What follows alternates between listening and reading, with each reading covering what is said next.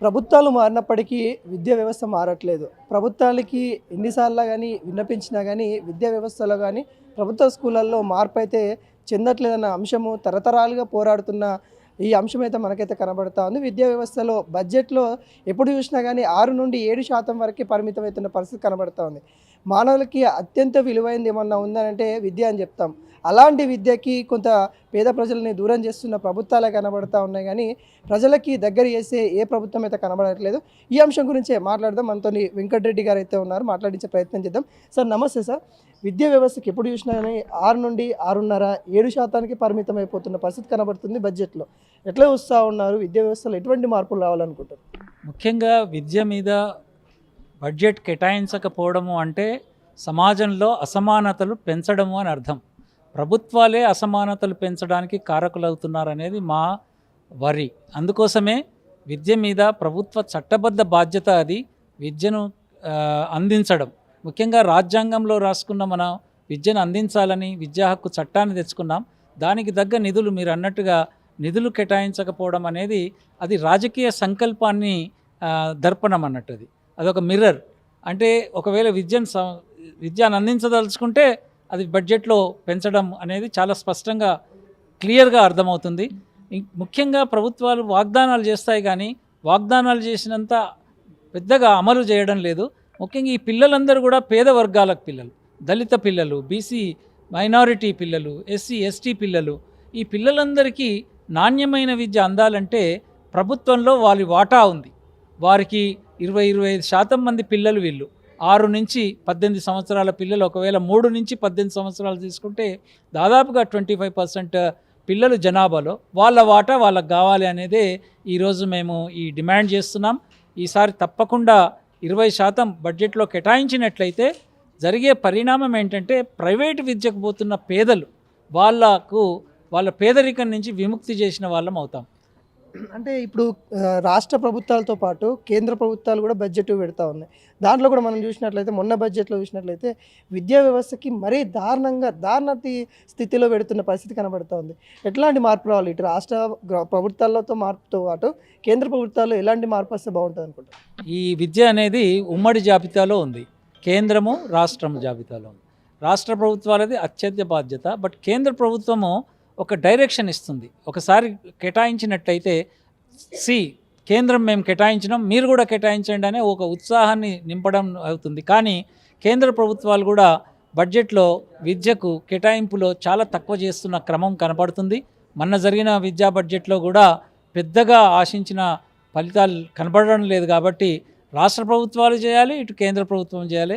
ఇద్దరి బాధ్యత, ఇద్దరు రాజ్యాంగపరంగా చట్టబద్ధ బాధ్యత. కాబట్టి వారిద్దరిని అడిగేది, ఈ రెండు గవర్నమెంట్స్ని అడిగేది ఏంటంటే వారికి సరి అయిన వసతులు వనరులు కల్పించాలి. అంటే నాణ్యమైన విద్య అందించాలంటే పిల్లలందరికీ బడ్జెట్లో విద్యను పెంచాలి, విద్యా బడ్జెట్ పెంచాలి. అంటే ప్రజల్లో ఎటువంటి మార్పు రావాలి? ఎందుకంటే ఓటింగ్ టైంలోకి వచ్చేటప్పుడు పెద్ద పోస్టర్లు పెడుతున్న పరిస్థితి కనబడుతుంది. విద్యా వ్యవస్థ గురించి కూడా అనేక విధంగా ప్రతి మండలానికి ఒక ఇంటర్నేషనల్ స్థాయిలో స్కూలుగా పెడతామని చెప్పారు. ఇప్పటికి కూడా 2 సంవత్సరాలు అయిపోయింది. గవర్నమెంట్ కూడా వచ్చేసి ఎన్నికల్లో ఒక హామీ కూడా ఉంది. ఇప్పటివరకు కూడా నామమాత్రం పత్రాల మీదనే ఉన్న పరిస్థితి కనబడుతూ ఉంది.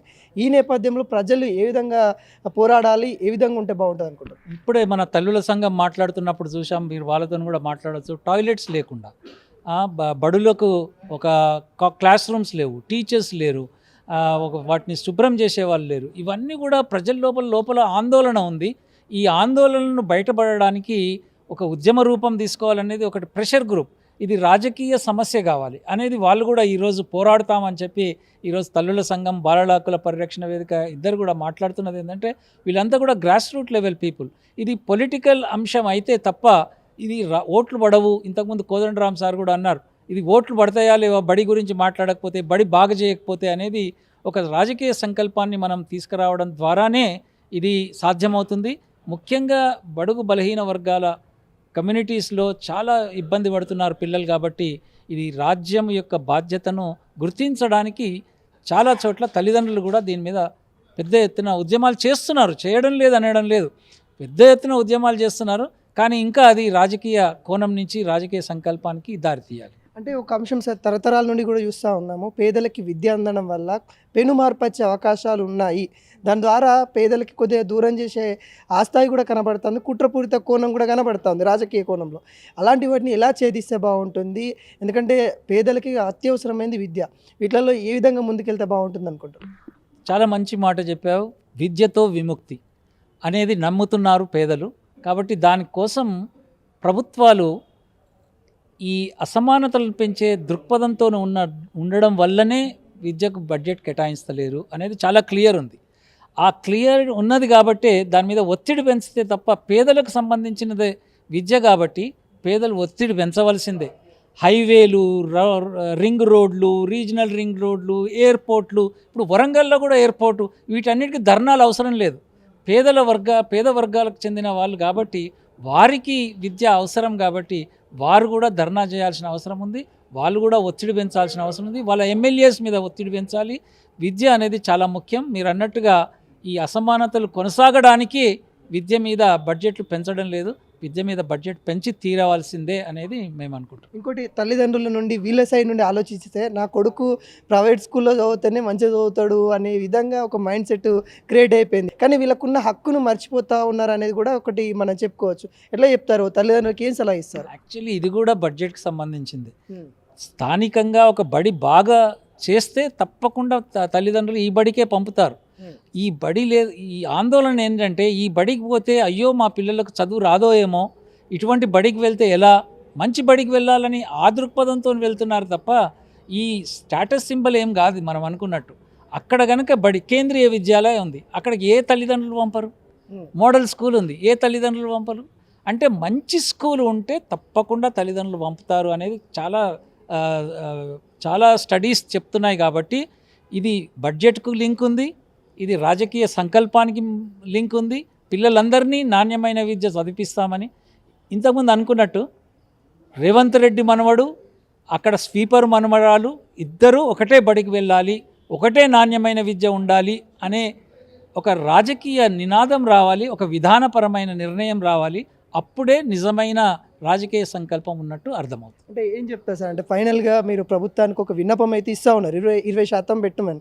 ఒకవేళ గతంలాగానే మళ్ళీ అన్యాయం జరిగితే ఏమైనా కార్యాచరణ ముందుకెళ్ళబోతా ఉందా? ఎటువంటి నిర్ణయం ఉండబోతుంది? ఐ థింక్ ఇది మా కమిటీలు జిల్లాల స్థాయిలో ఉన్నారు. పొలిటికల్ పార్టీస్తో కూడా మేము మాట్లాడతాం, అన్ని రాజకీయ పార్టీలను కూడా మాట్లాడతాం. ఆ పార్టీలలో ఈ ఎజెండాను పెట్టమని చెప్తాం. ఆ ఒత్తిడి పెంచడానికి మేము ప్రయత్నం చేస్తాం. ఈ బడ్జెట్లో ఎంతవరకు పెడతారో గమనించి మేము తప్పకుండా కార్యాచరణ ముందుకు తీసుకెళ్తాం.